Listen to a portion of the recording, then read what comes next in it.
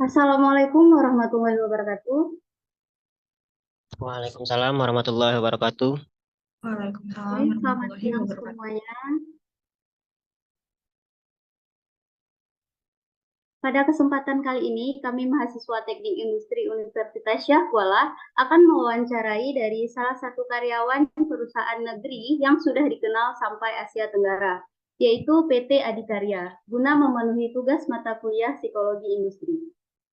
Next. Perkenalkan, saya Nuzulia sebagai moderator dengan NIM 2104 dan pula rekan-rekan saya yang turut bekerja sama hari ini antara lain yaitu Teku Nabil Al-Tawakil, Teku Al-Syarif Fuad, Ahlul Ibdana Fikri, dan Jana Latanza Firqah. Next. Kemudian pula kunci utama dari agenda kita kali ini yaitu hadirnya narasumber kita yang merupakan salah satu karyawan dari PT Adikarya, yaitu Mbak Raisa Latanza Kafka yang bertugas pada divisi engineering sebagai BIM modeler, tepatnya pada proyek Masjid Agung Medan. Selamat pagi Kak Raisa. Selamat pagi, Assalamualaikum semuanya. Waalaikumsalam warahmatullahi wabarakatuh. Ya, semoga agenda kita hari ini dapat berjalan dengan nyaman dan lancar ya, Kak. Amin, semoga. Baik, langsung saja untuk mengenal lebih jauh mengenai narasumber kita. Alangkah baiknya mari sama-sama kita melihat CV beliau yang akan dipaparkan oleh Diana Latanza Firqah. Kepada Diana dipersilahkan. Baik, terima kasih sebelumnya kepada Nuzulia sebagai moderator. Narasumber kita kali ini ialah Raisa Latanza Kafka yang dikenal dengan Mbak Raisa, bertempat tinggal di Medan. Beliau telah menempuh pendidikan Serata 1 di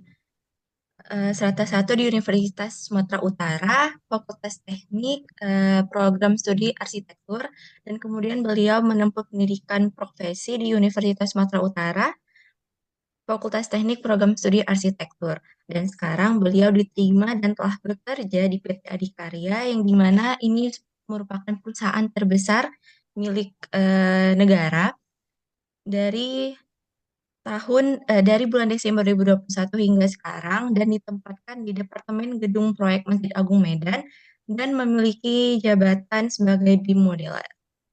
Sebelumnya saya kembalikan lagi kepada Mbak Nuzul. Baik, terima kasih paparannya Diana Latanza.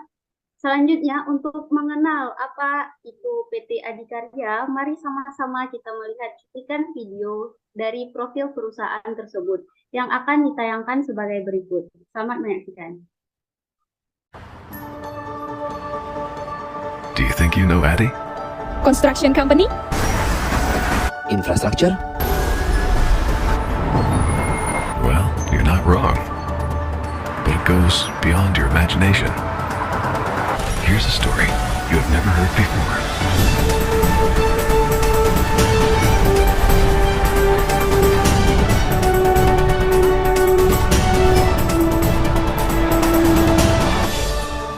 The world's business has changed since the pandemic, but our company experienced a tremendous change to keep growing.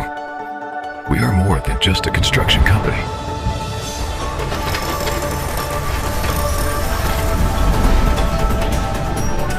See this beautiful property? Fascinating, isn't it?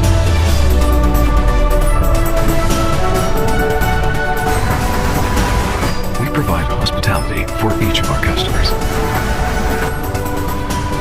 We manufacture and manage our projects passionately that could improve connectivity, efficiency, and ease of access for citizens' lives. And that's not all. We do much more. Dari Banda Aceh ke Sigli itu sudah 86% ini cepat sekali, jika konstruksinya bisa mengikuti dengan cepat. Committed to build a sustainable development that meets the needs of the present and future, which the economy, environment, and society depend on. As the leading construction company, ADI continues to grow to provide the best in every construction. From monumental projects to green economic development, ADI makes your vision come alive.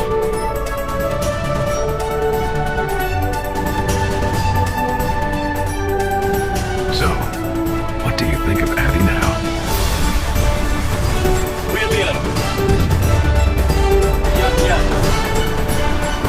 Baik,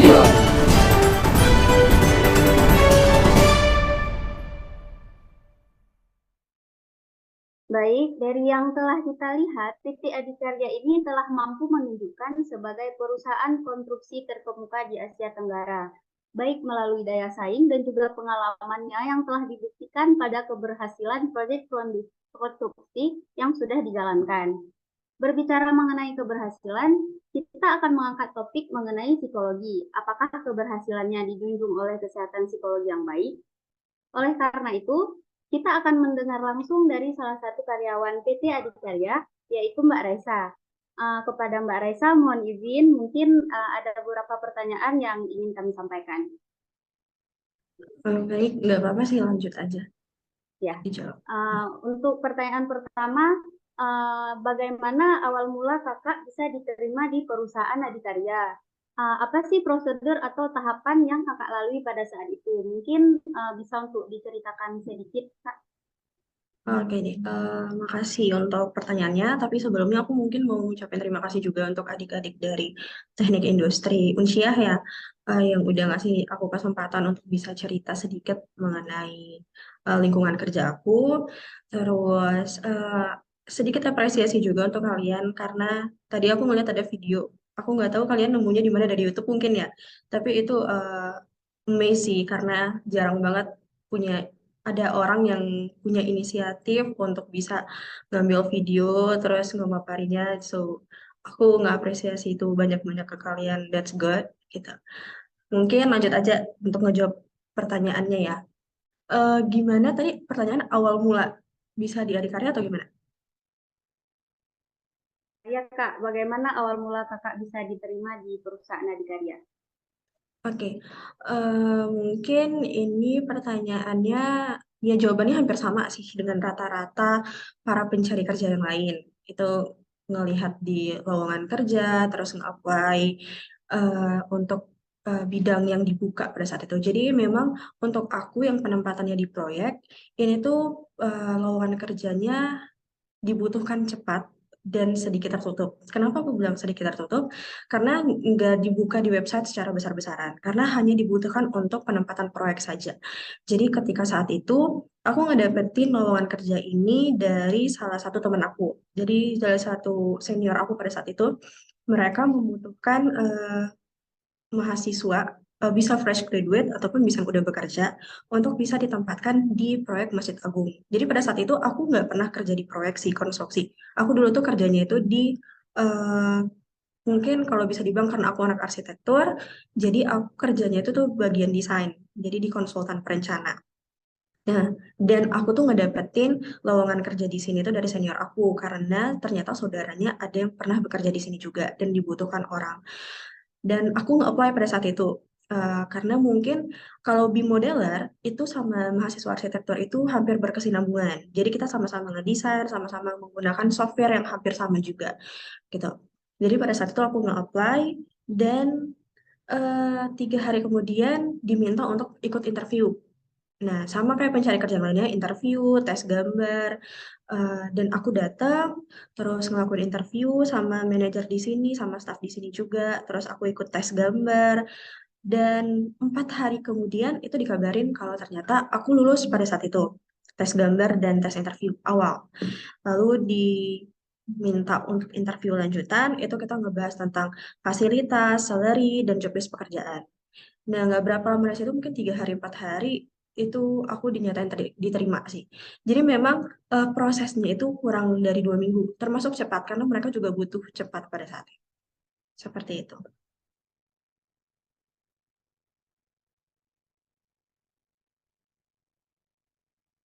Mungkin teman-temannya bisa nge-backup, soal temennya hilang ya, 1 orang.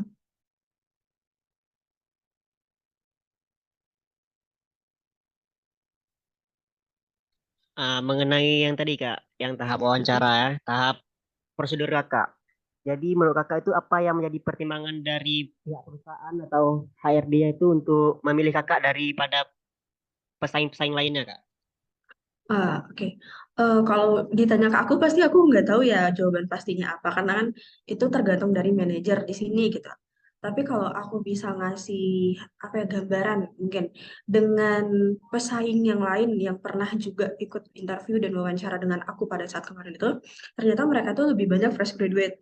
Jadi mungkin ya, mungkin aku terpilih karena berdasarkan pengalaman kerja. Jadi sebelum bekerja di sini, aku itu udah pernah bekerja di 2 perusahaan berbeda sebelumnya dengan 2 tahun pengalaman kerja. Jadi mungkin itu bisa jadi standar dasar dulu nih untuk manajer itu bisa memilih aku gitu. Karena aku mungkin udah punya pengalaman kerja. Jadi ketika nanti ditempatkan di pekerjaan ini, akan lebih mudah untuk aku bisa memahami job desk aku itu apa, terus apa aja yang akan aku lakukan, manajemen kerja dan manajemen waktu yang ada di sini dan nanti di luar pekerjaan seperti apa. Mungkin bagi manajer aku karena aku udah berpengalaman, jadi itu jadi nilai plus sih. Gitu. Dan ditambah juga karena aku yang basically anak arsitek, ya udah sering memakai software, jadi mungkin itu dikira sebagai salah satu nilai plus juga sih. Kayak software desain udah bisa dipakai, jadi mereka juga nggak akan terlalu ribet mungkin untuk ngasih tahu gimana sih penggunaan ini karena aku udah punya basicnya sendiri gitu. Jadi mungkin tinggal ya poles-poles sedikit gitu. Berarti pengalaman kerja ini banyak kelebihannya ya, Mbak, dibandingkan dengan yang fresh graduate gitu ya. Sebenarnya iya, tapi nggak menutup kemungkinan juga sih untuk anak-anak fresh graduate itu untuk bisa berkembang jauh lebih besar. Karena aku juga di sini itu ada beberapa anak magang yang notabene-nya juga masih kuliah gitu di semester akhir, dan aku melihat pola pikirnya, cara mereka belajar di sini itu juga baik. Jadi memang kemauan dari pribadinya sih yang dituntut di sini gitu. Siap nggak gitu, mau belajar nggak dia, mau berkembang nggak dia, karena jujur aja dengan kita berkuliah dengan bekerja itu perbedaannya jauh. Dari cara pikir, terus pembagian waktu kita untuk bekerja itu nggak sama kayak kita dulu tuh ya. Kalau dulu mungkin kuliah kita mikir ngerjain tugas itu sulit. Nah, di pekerjaan itu ngurusin pekerjaan itu jauh lebih sulit. Karena kalau kuliah kita tuh cuma bertanggung jawab sama diri kita dan dosen. Jadi mau tugas kita salah, mau kita ngegambar gimana pun salah, yang mungkin yang bakal marah ya dosennya doang gitu kan. Tapi kalau di sini di pekerjaan kita itu dituntut untuk bertanggung jawab atas diri kita, atas perusahaan, atas orang-orang yang memilih kita untuk bisa membangun bangunan mereka. Jadi itu jauh lebih luas dan kompleks seperti itu. Nah, ini ada pertanyaan lain nih, Mbak. Jadi bagaimana kondisi kepemimpinan yang diimplementasikan di perusahaan yang Mbak rasakan selama dipimpin oleh pimpinan Mbak nih? Kalau untuk kepemimpinan, jadi gini, di Adikarya itu sistem organisasinya itu cukup runtun ya. Dan di sini itu di Adikarya, kalau aku di proyek, jadi kita itu ada tahapannya itu untuk STO atau struktur organisasinya. Jadi yang pertama itu dari pusat, setelah dari pusat itu mandatnya ke departemen, departemen itu ada departemen gedung, infrastruktur, yang tadi kalian lihat, dan yang terakhir itu nanti ada di proyek. Nah, aku itu jajarannya dari pusat, pusat ke departemen gedung ke proyek Masjid Agung. Jadi kita itu di Proyek Masjid Agung ini secara aturan, secara kepemimpinan itu sebenarnya arahan dari Departemen Gedung yang juga diarahkan dari Departemen Pusat. Jadi untuk kepemimpinan sendiri ataupun masalah manajemennya itu sebenarnya udah dari pusat. Nah, kalau kalian tadi mungkin sekilas apa ya menelitik nih tentang Adikarya, itu kan perusahaan yang eh, milik negara yang udah diakui. Nah, dari segi kepemimpinannya juga aku bakal bilang kalau itu tuh udah baik, cukup baik. Karena memang eh, dari manajemen perusahaannya juga udah baik sih, seperti itu. Jadi kalau misalnya untuk masa kepemimpinan, nggak cuma diajarkan tentang kepemimpinan dengan diri sendiri, tapi dengan perusahaan juga, seperti itu.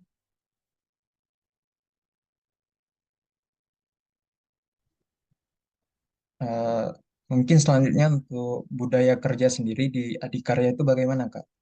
Apa mungkin budaya-budaya baru yang dari orang kerja itu kan dari mana-mana aja tuh kan? Mungkin apa Mm-mm. mudah diterima kalau kita bekerja di situ atau gimana, Kak? Oke, jadi memang kalau kalian itu nanti ada ngebaca tentang BUMN, Badan Usaha Milik Negara, itu mereka Kak, ada mencanangkan satu budaya kerja, itu disebut dengan akhlak, singkatan akhlak. Jadi A-nya itu amanah, K-nya itu kompeten, H-nya harmonis, L-nya loyal, A-nya adaptif, dan K-nya yang terakhir itu kolaborasi. Jadi memang dari BUMN sendiri, apalagi PT Adikarya itu kan termasuk BUMN. Nah, PT Adikarya juga harus menerapkan itu. Jadi kita tuh lagi belajar untuk menerapkan si akhlak ini, di mana dengan amanah itu kita itu bisa belajar untuk bisa nge-manage nih, eh, memegang kepercayaan yang udah diberiin ke kita. Kita bekerja di sini nih. Jadi kita juga harus memberikan apa yang kita punya. Kepercayaan itu harus dibangun gitu di sini. Terus Kak, kompeten. Nggak cuman kompeten untuk diri sendiri, tapi kompeten dengan karya-karya yang ada. Jadi misal kayak aku gini kan, BIM modeler. Kompetennya itu di mana? Di kayak aku penggunaan software misalnya, harus bisa menggunakan software BIM yang berhubungan dengan BIM untuk kelancaran pekerjaan aku gitu. Terus harmonis. Nah, mungkin ini harmonis ini sih yang paling ditekanin. Jadi harmonis ini tuh saling peduli dan saling menghargai. Nah, di sini itu rata-rata stafnya itu kalau nggak dari Medan, itu dari Jawa. Tapi ada juga kok dari yang Aceh juga ada, dari Rantau Perapat juga ada, jadi macam-macam sih memang. Nah, eh, perbedaan latar belakang dan perbedaan pemikiran itu pasti ada. Tapi di sini itu kita diminta untuk gimana dengan perbedaan itu, tujuan kita itu untuk memajukan perusahaan kita. Tujuan kita itu untuk menyelesaikan pekerjaan kita di sini. Gimana pola pikir kita itu yang awal itu harus didasari dengan, ini aku bekerja, tujuan aku tuh untuk proyek ini selesai dengan baik, bisa digunakan dengan baik, gimana caranya? Gitu. Makanya di sini tuh orang-orangnya ya saling menghargai, saling suportif, saling bantu membantu, itu tuh hal dasar. Maka kalau seandainya kita rapat, hal yang sering dibilang itu saling membantu teman-teman yang lain. Karena nggak bisa kerja di sini sendiri. Kayak aku misalnya, BIM modeler, aku tuh nggak mungkin kerja sendiri. Walaupun aku ngerjain softwarenya sendiri, ngedesainnya sendiri, tapi aku tetap butuh teman-teman lapangan untuk kasih tahu gimana progres di lapangan, apa yang kurang, apa yang harus diganti dari gambar kita, gitu. Jadi aku tuh nggak bekerja sendiri. Jadi memang kita di sini tuh harus saling berkesinambungan. Terus tadi akhlak ya, AKHL.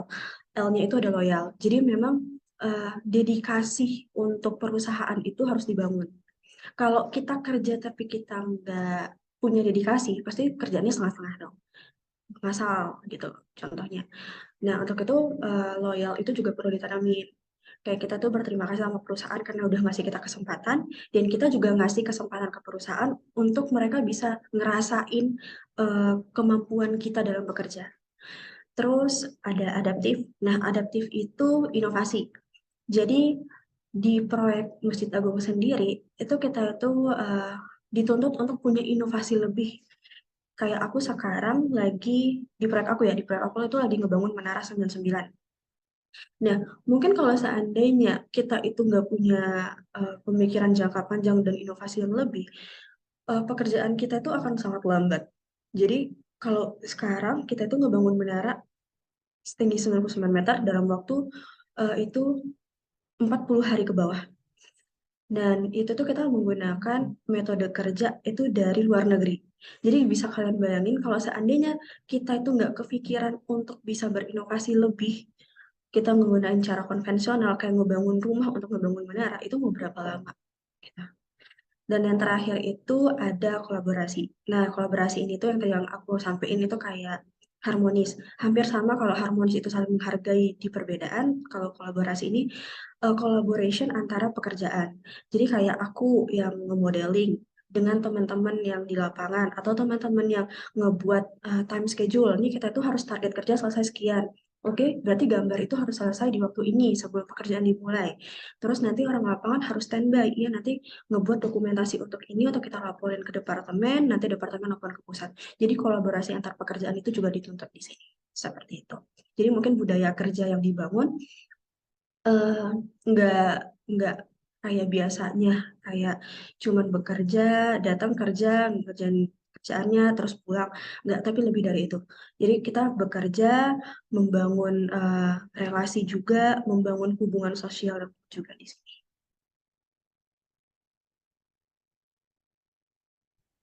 Jadi pasti selama Kakak bekerja, Kakak nih pernah nih mencapai target atau target yang Kakak capai itu, melampaui batas dari yang perusahaan tetapkan. Apakah ada reward nih yang dikasih oleh atasan Kakak? Jika ada itu berupa apa ya, Kak, kira-kira? Nah, untuk reward sendiri, ini reward pribadi ya maksudnya. Kalau seandainya reward pribadi di sini itu nggak ada yang pribadi yang gimana-gimana. Karena aku juga berpikiran kalau nih seandainya ada reward pribadi, ditakutkan nih kayak ada eh, pemikiran yang kayak ih dia kok kayak dianaktirikan atau ih dia dibangga-banggain. Nah, itu juga nggak baik untuk lingkungan kerja. Jadi aku ngerasa kayak yang kayak biasa-biasa aja. Kalau mau ngasih reward, ya mungkin itu secara keseluruhan. Jadi kayak misalnya nanti sebulan sekali kita itu nanti diajak makan tuh sama manajer kita, makan di luar, terus sharing-sharing tentang kerjaan, dan itu jauh lebih baik sih daripada kayak reward pribadi menurut aku. Dan mungkin ya jauh dari itu kayak kita dikasih fasilitas kerja yang cukup baik karena di sini aku ngerasa fasilitas kerjanya baik banget sih. Kita dikasih makan tuh hampir 3 kali sehari. Terus kalau transportasi untuk teman-teman yang di luar kota Medan juga diantar jemput, terus dikasih penginapan dan dikasih uang gaji cukup dan untuk apa ya dari sisi kesehatan itu ditanggung BPJS. Itu aku ngerasa kayak reward yang kita dapat udah cukup baik deh untuk pekerjaan yang seperti ini, dikasih reward seperti ini. Aku ngerasa nggak perlu reward yang pribadi yang gimana-gimana, tapi cukup reward bersama-sama itu udah jauh lebih baik dan fasilitas yang cukup juga udah memanusiakan kita yang bekerja. Terus ditanya selanjutnya Kak, eh, bagaimana sikap pemimpin di perusahaan jika ada salah satu karyawan yang berbuat kesalahan? Adakah diberikan sanksi atau seperti apa Kak? Oke, mungkin kalau untuk kesalahan ya, di sini itu yang aku tahu kita memberlakukan SP atau surat peringatan. Jadi memang staf yang dianggap melakukan tindak kesalahan yang tidak baik, yang sangat merugikan perusahaan nih. Entah dia itu tidak hadir sampai 1 minggu berturut-turut tidak ada kabar, atau dia melakukan tindakan yang merugikan perusahaan, tindakan asusila, terus narkoba dan lain-lain yang merugikan perusahaan pokoknya. Yang aku tahu itu pertama itu akan diberikan peringatan teguran berupa surat peringatan pertama gitu SP1. Nah, jika melalui surat ini si staf tidak berubah ataupun dia juga tetap melakukan hal yang tidak baik, maka itu akan diberikan SP2. Jadi ini surat peringatan kedua atau surat peringatan terakhir. Jika dia itu berbuat kesalahan. Jika dilanjutkan kesalahannya, maka pihak adikarya atau pihak proyek ini berhak untuk mengeluarkan dia. Jadi dikeluarkan secara paksa atau secara tidak baik gitu. Nah, tapi kalau seandainya dia itu masih bisa dikasih tahu, masih mau berubah, mungkin akan diberikan kesempatan dengan catatan selama 30 hari atau selama 1 bulan ke depan itu akan dipantau terus nih perkembangan dia. Apakah dia benar-benar berubah apa tidak? Kalau dianggap tidak berubah, ya mungkin ya mohon maaf dong ya kayak gitu. Perusahaan kan juga capek gitu ngasih dia gaji tapi dia tidak bermanfaat untuk proyek ya untuk apa kayak gitu. Jadi memang tegas sih kalau di sini gitu.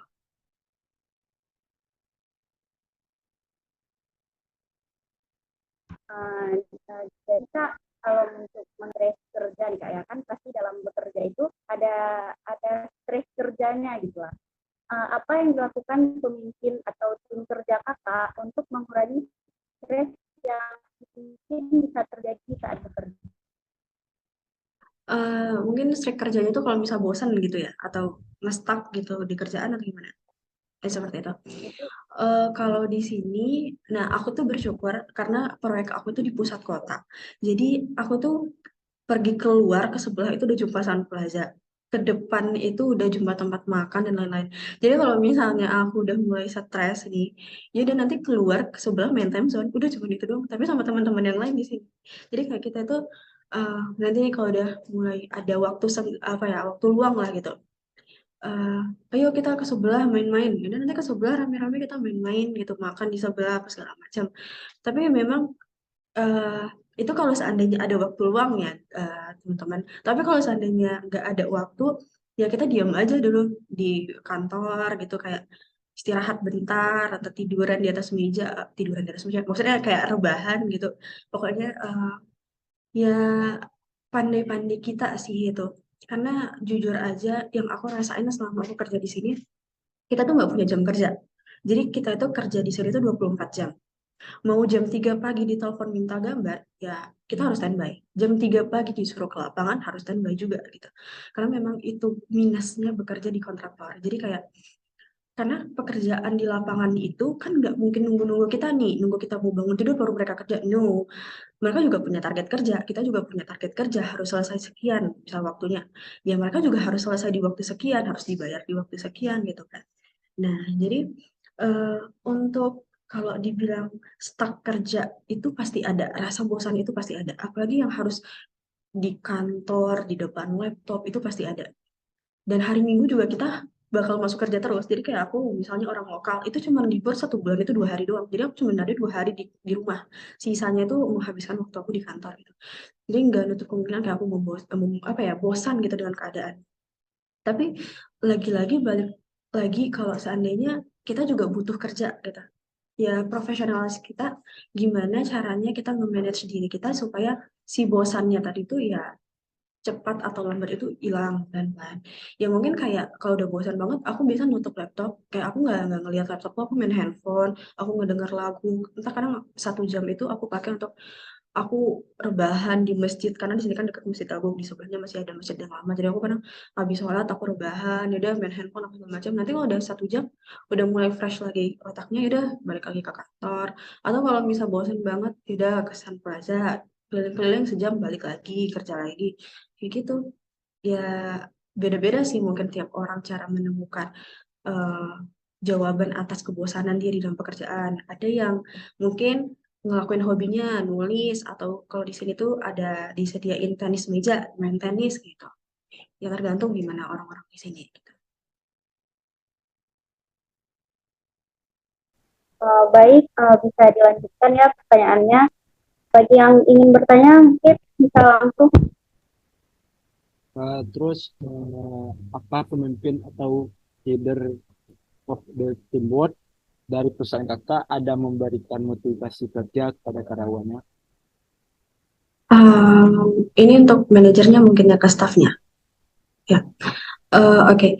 Jadi mungkin kalau motivasi itu kita tiap minggu itu ada ngelakuin yang namanya rapat mingguan. Itu untuk membahas tentang progres pekerjaan kita udah sejauh mana, terus target kerja minggu depan gimana.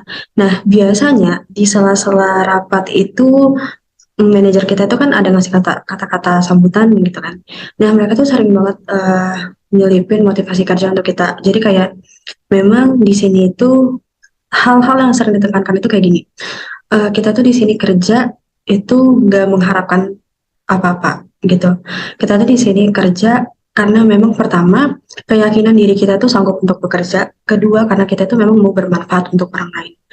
Jadi memang yang kita harapin itu kita ngasih mereka tenaga, harapannya dengan orang yang bisa menggunakan bangunan ini nantinya itu senang gitu ke kita. Jadi kayak itu tuh bermanfaatnya itu bukan di kitanya, tapi hasil kerja kita yang bermanfaat untuk orang-orang gitu. Terus yang kedua ditekanin itu biasanya tentang kerjasama. Karena di sini tuh kita nggak bisa kerja sendirian. Jadi apa-apa kita tuh tetap harus membutuhin staff yang lain.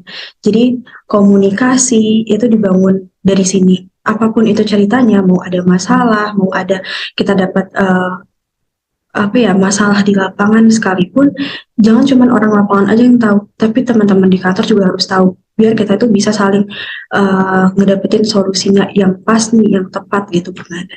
Jadi memang kalau untuk bekerja di sini seperti itu sih motivasi biasa yang dilakukan. Dan yang terakhir itu karena kita kewalahan dengan pekerjaan kita yang kita nggak punya waktu di rumah, waktu sama aku ngeliat sih teman-teman ataupun staf yang lain yang udah berkeluarga gitu kan, mereka jarang banget punya waktu di rumah gitu sama anak-anak atau istrinya.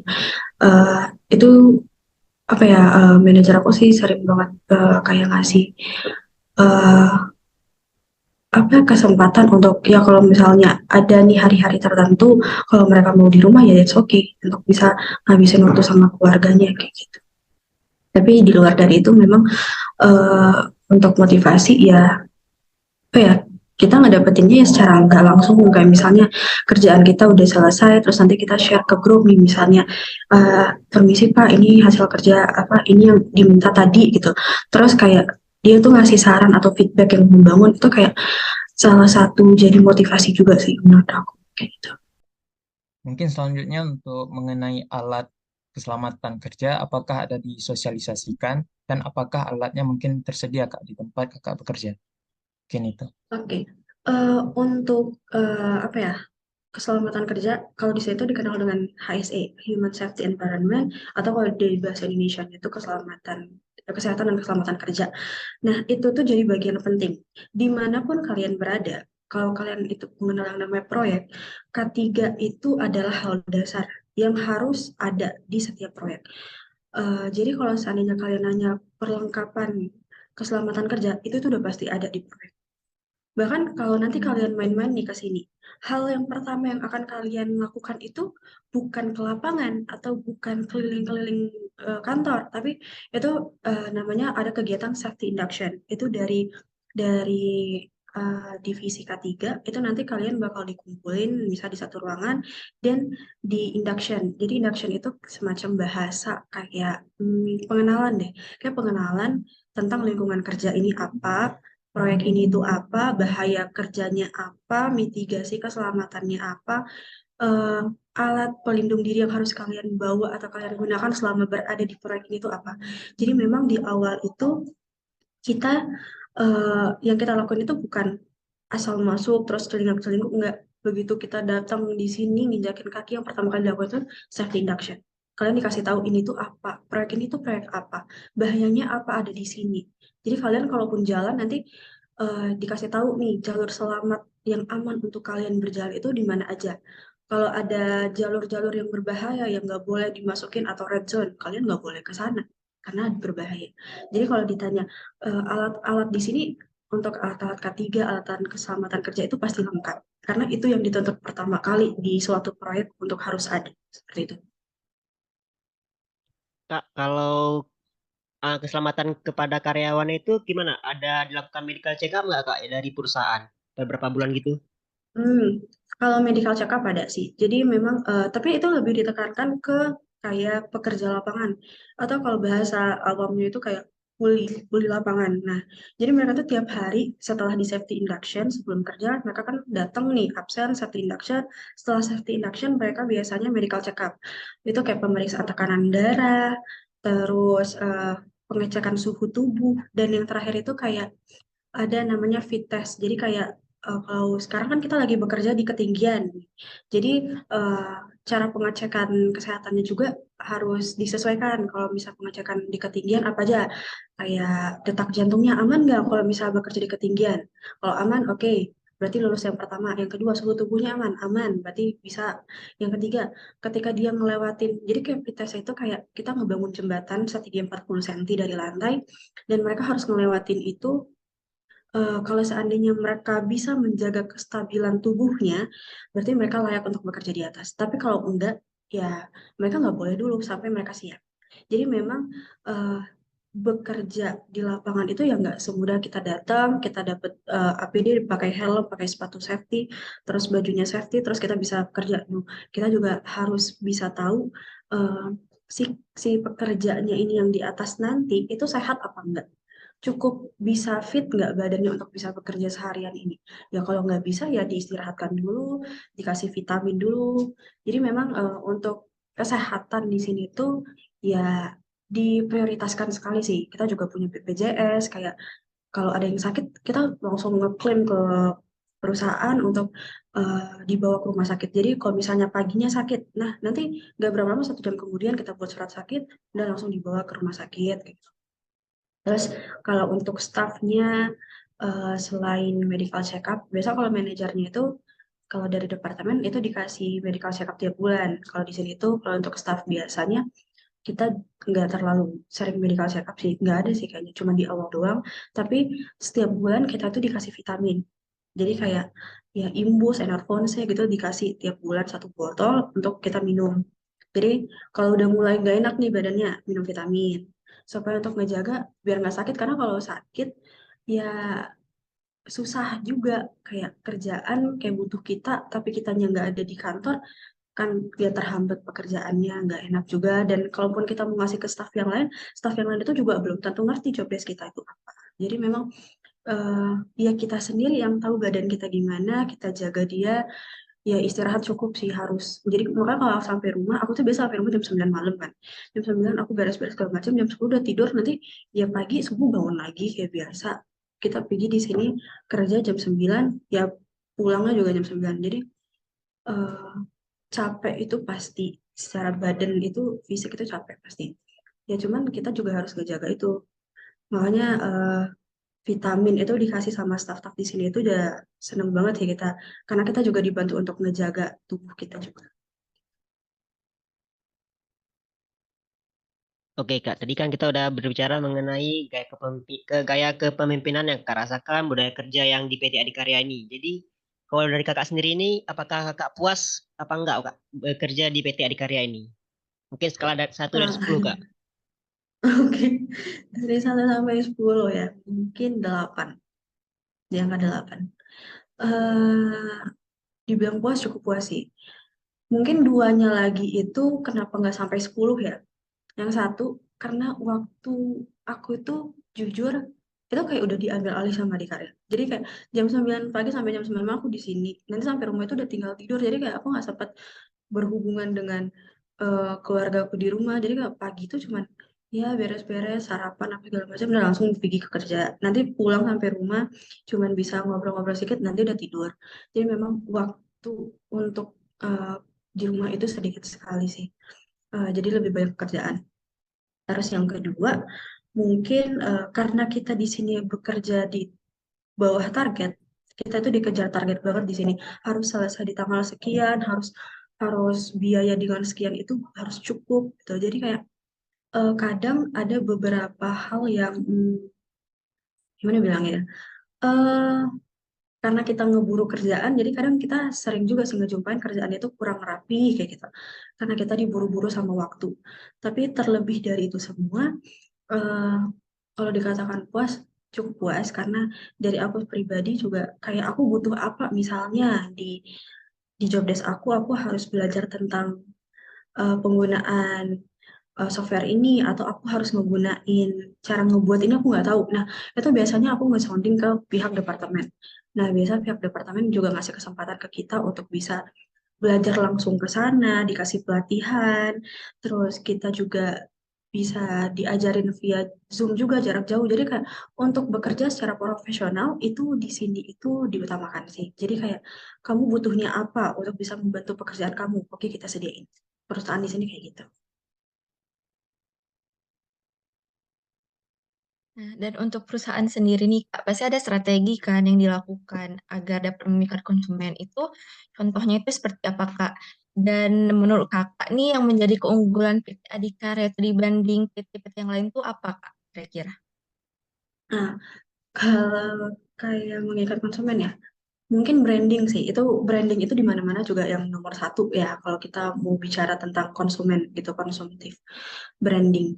Jadi kayak kita tuh gencar-gencarnya nyari proyek yang bisa ngebangun brand Adikarya sendiri. Jadi kalau misalnya proyek itu kan ada sistem namanya tender. Jadi di tender itu kalau kalian ini mau bangun rumah nih, kalian bingung mau dibangun sama siapa gitu. Nah, nanti kalian itu ngebuka lowongan untuk eh, teman-teman kontraktor yang lain untuk bisa ngirimkan CV mereka ke kalian. Jadi yang mana yang bagus kalian pilih. Nah, sama tender itu juga gitu. Dibuka pelelangan, nanti kontraktor-kontraktor mana aja yang mau bersaing, mau mengambil proyek ini harus ngirimin CV mereka. Jadi eh, supaya kita bisa dapat proyek itu ya dari situ kita ngebagusin metode kerja kita ngasih tahu nih harga kita itu bersaing dengan segini murah, nggak murah sih maksudnya, dengan harga segini worth it, pekerjaan selesai di tanggal sekian cepat dengan mutu yang baik, itu itu jadi hal yang harus Adikarya punya. Jadi kita di sini tuh kalau di kontraktor tuh kita kenal ada namanya BMW, biaya, mutu, dan waktu. Jadi dari segi biaya kita tuh harus tepat biaya, tepat waktu yang sudah ditentukan harus selesai di tanggal sekian, ya harus selesai di tanggal sekian. Terus tepat mutu yang dipakai untuk bangunan, misalnya untuk bangun rumah ini harus sekian dengan biaya yang sekian, ya harus segitu gitu. Jadi nggak yang murah-murah banget tapi mutunya asal-asalnya, enggak. Kita juga harus realita gitu. Ini bangunan mau dipakai orang banyak, masa iya nanti baru 1 tahun udah roboh gitu kan. Jadi dari segi biaya juga kita ya mahal sedikit nggak apa-apa, tapi kita dapat mutu yang pas supaya bangunan ini tuh bisa bertahan, bisa layak untuk digunakan kayak gitu.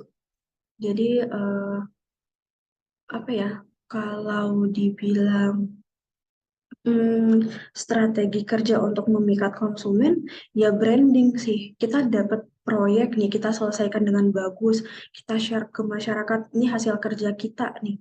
Ya, itu yang dilihat masyarakat kalau, oh mereka ternyata bisa loh ngebangun ini, cepat loh ini, bagus loh ini, biayanya juga tepat loh ini, mereka nggak korupsi, nggak ini, segala macam, sesuai gitu. Ya, itu juga jadi apa ya strategi kita gitu untuk bisa memikat para investor atau para orang-orang owner yang ingin membangun gedung kayak gitu misalnya. Berarti itu jadi keunggulan ya Kak Nia dari branding sendiri. Iya, benar. Ya, sepertinya sudah di pertanyaan mungkin ini untuk yang terakhirnya nih kali Kak. Ada nggak sih saran dari Kakak untuk kami sebagai mahasiswa tentang psikologi industri di dunia kerja dari pengalaman Kakak? Ini ya apa saran psikologi gitu maksudnya? Atau Iya, untuk di tempat kerja. Kan ini kami masih sebagai mahasiswa nih Kak, belum ngerasain gimana kerja gitu. Mungkin gini sih, mindset yang harus kalian tanamin. Mungkin kalau anak kuliah itu kalau gimana ya bilangnya, kalau ngerjain tugas deh, misal kalian punya kerjaan, kalian kerjain nih gitu, nggak siap pasti di mindset kalian, yang penting siap, yang penting ketika dikumpul dosen aman tuh, dapat nilai udah selesai, mau C juga nggak apa-apa, yang penting ada nilai. Nah itu tuh mindset yang nggak boleh kalian bawa di dunia kerja, itu satu. Kenapa? Karena tanggung jawabnya itu bukan di diri kalian lagi, bukan cuma di sekitar dosen kalian datang, kalian ngumpul tugas, enggak, tapi lebih dari itu. Kayak yang aku bilang tadi, ini kalian tanggung jawabannya kalau kayak aku bangun masjid, ya apa ya, biayanya itu juga kan dari biaya masyarakat. Tanggungan aku itu bukan cuma di dunia doang, tapi kayak biaya orang yang udah nyumbang nih. Kalau aku kerjanya salah-salah, ya aku ditagih di akhirat gimana gitu kan misalnya. Jadi sampai-sampai kayak gitu sih. Terus kalau seandainya aku juga nggak konsisten atau nggak profesional di pekerjaanku, aku bukan hanya menyusahkan diriku, tapi nanti manajerku tuh bakal susah. Kayak dia bakalan nyari orang lain itu yang bakal tahu job desk aku itu gimana, kriteria orang yang baru lagi gimana. Karena kan pasti kalau nyari orang butuh waktu. Teman-teman aku juga, kalau seandainya aku malas-malasan, yang kayak orang lapangan butuh gambar, tapi aku malas-malasan ngerjainnya, ya nanti kerjaannya nggak siap, kayak gitu. Jadi kayak tanggung jawab yang dibawa itu lebih besar sih di pekerjaan, itu udah pasti. Kedua, itu time management. Kalau mungkin di kampus itu aku bisa bilang kayak tadi, yang penting siap. Kita tuh kan apa ya, kata-kata yang penting siap itu karena kita itu nggak bisa membagi waktu kita untuk bisa main-main sama ngerjain tugas. Nah, kalau di kerjaan, itu time management itu kalian udah harus mulai bangun sih. Jadi, ada waktunya kerja, ada waktunya main-main, main-main. Jadi, work sama life balance-nya itu harus dapat. Jadi, kalian sendiri yang bisa membagi work sama life balance-nya. Kayak aku nih kerja 12 jam. Oke, aku cuma bisa kerja 12 jam. Karena aku biasanya nih, kalau jam 9, jadi jam 9 itu aku kerja, nanti kalau misal waktunya istirahat, aku istirahat, waktunya makan, aku makan, waktunya sholat, aku sholat, waktunya udah selesai, misal jam 9 atau setengah 9 itu, aku ngerasa kayak, oke, aku udah cukup bekerja hari ini, kerjaanku efektif, aku bakal nutup laptop, mau aku masih di kantor pun sekalipun, ya nggak apa, aku nutup laptop aja. Yang penting kerjaan aku udah selesai, aku udah efektif di ngerjain kerjaan aku sampai sini. Target aku tadi pagi yang aku catat, aku harus nyiapin ABC, udah tercapai, oke selesai tadi. Kayak gitu. Nah, kalian juga harus bisa nemuin target, harus ngebiasain gini sih. Pagi, hari ini aku ngerjain apa ya? Jangan yang begitu sampai di sini kayak, hari ini aku ngerjain apa ya? Jadi kayak di kantor itu kayak ngelamun, aku ngerjain apa ya? Kayaknya banyak banget yang mau kerjaan. Karena kalian kalau kerja itu pasti nemuin kayak gitu. Aku banyak banget nih kerjaan. Tadi si bos ngasih ini, si bos ini ngasih ini. Yang mana dulu yang mau dikerjain. Nah, jadi sebelum kerja, kalau bisa udah di range nih. Skala prioritas nih, aku ngerjain ini karena prioritas hari ini itu mau ngerjain ini. Ke lapangan harus butuh ini, aku kayaknya harus nyelesain ini dulu. Baru nanti ngerjain yang bawah-bawahnya, kayak gitu. Terus mungkin apa lagi ya? Kayaknya itu sih, mungkin mandiri ya. Kalian nggak bisa mengharapin orang lain di sini. Mungkin kalau di kampus, kalau kerja kelompok, aku nggak bisa lah, weh, kalian aja yang ngebuat. Nah, mungkin kayak gitu bahasanya. Kalau di sini mana bisa, kalau kalian nggak ngerjain ya, kayak yang lain juga nggak bisa kerja gara-gara kalian. Jadi kayak harus mandiri, harus bisa nyiapin kerjaannya sendiri kayak gitu. Ya kalau nggak tahu mungkin bisa sharing ke teman-teman. Kalau nggak teman-teman di satu proyeknya, teman-teman di proyek lain. Karena aku juga sering kayak gitu sih. Jadi kayak di sini tuh kan di Medan, contohnya ada 3 proyek nih adik-adik.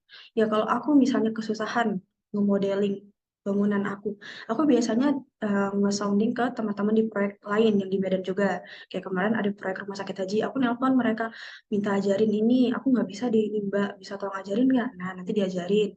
Nanti di proyek lain juga kayak gitu. Jadi kayak kita tuh sama-sama saling belajar karena di kerjaan ini kalau kalian nggak punya rasa ingin tahu, ya nggak bisa maju kayak gitu. Kalau kalian nggak kuat untuk belajar ya siap-siap siap-siap nggak tahu apa-apa kayak gitu.